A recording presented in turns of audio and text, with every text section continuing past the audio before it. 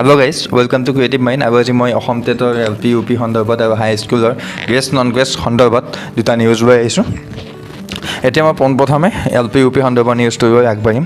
চাওক, it is for information of all concerned that the online application process for candidates mentioned in point 11A of the EE Assam advertisement Iman dated 18/9/2021 will be continued beyond 27/10/2021 till the midnight of 31/12/2021. আমি জানিছিলোঁ বৰ্তমান যিসকল পাছ কৰি থৈছে আগতে সেইসকলৰ last date আছিল 27/10/2021 আৰু এইবাৰ যিসকলে পাছ কৰিব আছাম টেট সেইসকলৰ লাষ্ট ডেট আছিল 31/12/2021 কিন্তু বৰ্তমান সময়ত আগতে পাছ কৰাখিনিও লাষ্ট ডেট একেটা কৰি দিয়া হৈছে 31 ডিচেম্বৰ 2021 বৃদ্ধি কৰা হৈছে। তো এইটোৱে গুড নিউজ। আকৌ হাই স্কুলৰ নিউজটো হৈছে হাইকোৰ্টৰ গুৰুত্বপূৰ্ণ নিৰ্দেশনা গ্ৰেছ মাৰ্ক প্ৰাপ্ত শিক্ষক পদত দিব নোৱাৰিব নিযুক্তি। প্ৰতিদিন সংবাদ গুৱাহাটী 26 অক্টোবৰ। আদালতৰ মজিয়াত ওলমি হৈছে গ্ৰেছ মাৰ্কেৰে হাই স্কুল টেটত উত্তীৰ্ণ হোৱা প্ৰাৰ্থীৰ ভাগ্য।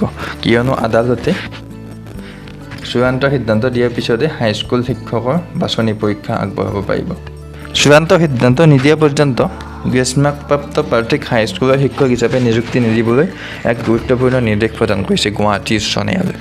উল্লেখযোগ্য যে পূৰ্বে হাই স্কুল টেটত গ্ৰেছ মাৰ্ক নম্বৰ দি একাংশ প্ৰাৰ্থীক উত্তীৰ্ণ কৰাইছিল শিক্ষা বিভাগে। ইয়াকে লৈ গ্ৰেছ মাৰ্ক লাভ নকৰাকৈ উত্তীৰ্ণ হোৱা প্ৰাৰ্থীসকলৰ মাজত ক্ষোভৰ সৃষ্টি হয়। ইয়াৰ মাজতে যোৱা ছেপ্টেম্বৰ মাহত হাই স্কুলৰ 6,296টা পদৰ বিজ্ঞাপন প্ৰকাশ পায়। এনে বিজ্ঞাপন অনুসৰি হাই স্কুল টেটত গ্ৰেছ মাৰ্ক নম্বৰ লাভ কৰি উত্তীৰ্ণ হোৱা প্ৰাৰ্থীসকলেও আবেদন কৰাৰ বাট প্ৰশস্ত হয়। কিন্তু ইয়াকে লৈ গ্ৰেছ মাৰ্ক লাভ নকৰাকৈ টেট উত্তীৰ্ণ একাংশ প্ৰাৰ্থী উচ্চ ন্যায়ালয়ৰ দ্বাৰস্থ হয়।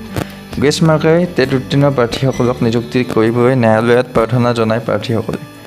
এই গোচৰৰ শুনানি গ্ৰহণ কৰি উচ্চ ন্যায়ালয়ৰ ন্যায়াধীশ সঞ্জয় কুমাৰ মেধিৰ এজনীয়া বিচাৰপীঠে নিৰ্দেশ প্ৰদান কৰে যে আদালতে চূড়ান্ত ৰায় নিদিয়া পৰ্যন্ত গ্ৰেছ মাৰ্ক প্ৰাপ্ত প্ৰাৰ্থীসকলক নিযুক্তি প্ৰদান কৰিব নোৱাৰিব। এইটোৱেই নিউজ।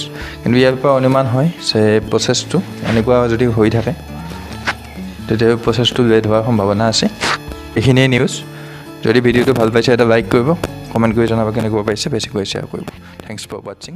Good luck.